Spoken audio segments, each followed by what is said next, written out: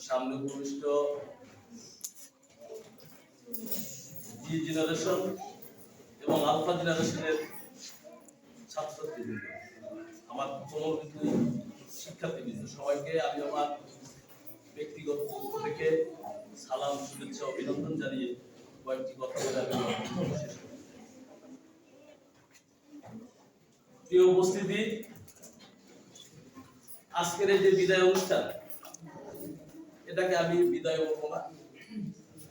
এই বিদায়টা একটা নবদিগন্তের সূচনার বিদায়।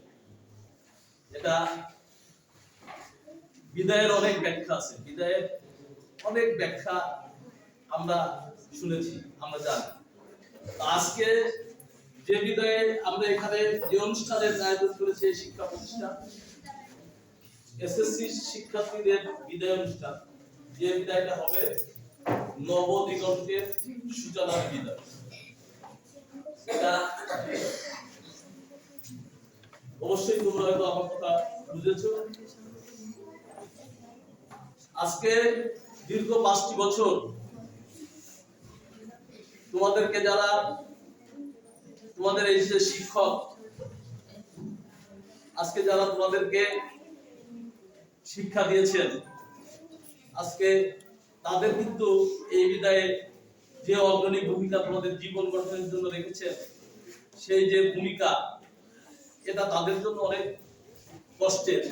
আজকে তোমাদের লালন পালন করেছে সুন্দর জীবন গঠনের জন্য, আগামী ভবিষ্যতের জন্য তোমাদেরকে তারা একটা সুন্দর জায়গায় তোমাদের একটা বীজ বপনের সূচনা তৈরি করে দিয়েছে আজকের এই শিক্ষক মন্ডলী। আজকের এই যারা এখানে তোমাদের যারা এই যে শিক্ষক উপস্থিত রয়েছেন, তারাই। প্রিয় উপস্থিতি, প্রিয় শিক্ষার্থীবৃন্দ, তোমাদের উদ্দেশ্যে আমার বক্তব্য, বিশেষ করে আজকে এখানে আমার রুবনা ম্যাডাম উনি একটা বক্তব্য দিয়েছেন,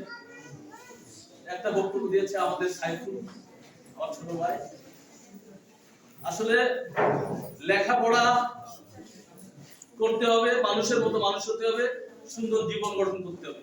আজকে তোমাদের এখান থেকে একটা ছাত্র যখন বাংলাদেশের একটা ভালো জায়গায় অবস্থান করবে, আমরা তখন বুক করে বলতে পারবো, তোমরাও বলতে পারবা যে আমি ওই স্কুলের ছাত্র ছিলাম। আমরাও বলতে পারবো আমাদের স্কুলের একজন ছাত্র আজকে অনেক ভালো একটা জায়গায় অবস্থান করছে। এটা আমাদের জন্য গর্বের হবে। আজকে সাইফুল যে কথাটা বললো যে শিক্ষা ব্যবস্থার যে অবস্থা তৈরি হয়েছিল, যে অবস্থায় শিক্ষা ব্যবস্থাটা ধ্বংসের দ্বারপ্রান্তে দাঁড়িয়ে গিয়েছে, আজকে সেটাকে 5ই আগস্টের পরে আর সুন্দর করে একটা শিক্ষা ব্যবস্থা তৈরি করার জন্য কিন্তু ইতিমধ্যেই কর্মকাণ্ড শুরু হয়েছে। আমরাও তো উদাসীন ছিলাম যে আমাদের ছেলেরা কি শিখবে, আমাদের সন্তানেরা কি শিখবে, ভবিষ্যৎ প্রজন্ম আসলে কি শেষ হয়ে যাবে কিনা, এটা নিয়ে আমরা অনেক শঙ্কা করতাম। আজকে আমরা দেখেছি যে বিদ্যালয়ের শিক্ষক ছাত্রছাত্রীদের মানে যে কথাগুলো শিখাচ্ছিল, যেটা অত্যন্ত নিন্দনীয়, যেটা যে সমস্ত পাঠ্যপুস্তক বইতে যে সমস্ত কথাগুলো নিয়ে এসেছিল, যেটা অত্যন্ত দুঃখজনক, যেটা একটা সমাজকে প্রশ্ন করত, এমন এমন কথা নিয়ে এসেছিল, এমন এমন কর্মকাণ্ড নিয়ে এসেছিল, যেটা সমাজকে ধ্বংসের দিকে যাওয়ার একটা পায়তারায় কিছু নাস্তিক গ্রুপ কিন্তু উঠে পড়ে লেগেছিল। আল্লাহ তাদের হাত থেকে আমাদের হেফাজত করেছেন। আজকে আমি বক্তব্যের শুরুতে একটা কথা বলেছি যে তোমরা জেন জি বা ডেন জি বা জি জেনারেশন বা আলফা জেনারেশন কেন বলছি? আজকে এই জেনারেশন হচ্ছে সেই জেনারেশন যে জেনারেশন বিজ্ঞানের সমস্ত ছোঁয়া পেয়েছে, যত আধুনিকতা সব ধরনের ছোঁয়া কিন্তু এই জেনারেশনের ভিতর আছে আর পেয়েছে বিদায় আজকে আমরা এই বাংলাদেশ থেকে একটা স্বৈরাচারী সরকারকে বিদায় করতে সক্ষম হয়েছি। আমরা মনে করেছিলাম এই জেনারেশন হয়তোবা সারাদিন ফোনের ভিতর ঢুকে থাকে, তারা হয়তো লেখাপড়া বা তারা হয়তোবা অন্যদিকে চলে যাচ্ছে, কিন্তু আমি দেখেছি বা আমি বিভিন্নভাবে বিশ্লেষণ করে যেটা পাই বা আমি যেটা দেখছি, মনীষীরা যেটা বলছে যে এই জেনারেশন এই মানে এই যে আধুনিকতার ছোঁয়ায় আজকে এরা এত যে মেধাবী, এদের কাছ থেকে আমাদের অনেক কিছু শিক্ষা গ্রহণের আছে। আমি এখনো পর্যন্ত আমার ফোন চালাইতে গেলে আমাকে শুনতে হয় আমার ছেলের কাছে যে বাবা দেখো তো এটা কি, আমি তো এটা বুঝছি না। সে আমাকে কিন্তু 1 সেকেন্ডের ভিতর বলে দেয় যে এটা এইভাবে করতে হবে। এই যে জেনারেশন, আমাদের জেনারেশন কিন্তু জেনারেশন 5টা শ্রেণীতে ভাগ করা হয়েছে। একটা হচ্ছে তোমার 1928 সাল থেকে 65 সাল পর্যন্ত একটা জেনারেশন, যেটা হচ্ছে সাইলেন্ট জেনারেশন। একটাকে ভাগ করা হয়েছে 65 সাল থেকে 80 সাল পর্যন্ত একটা জেনারেশন।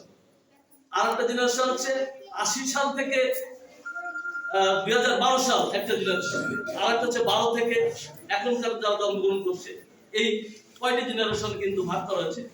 আমাদের যে জেনারেশন, এক্স জেনারেশন, আমরা যে জেনারেশন এখানে বসে আছি, আমাদের জেনারেশনে আমরা যেটা শিখেছি, আমরা অ্যানালগ যুগে ছিলাম, অ্যানালগ যুগ থেকে আমরা ডিজিটাল যুগে এসেছি।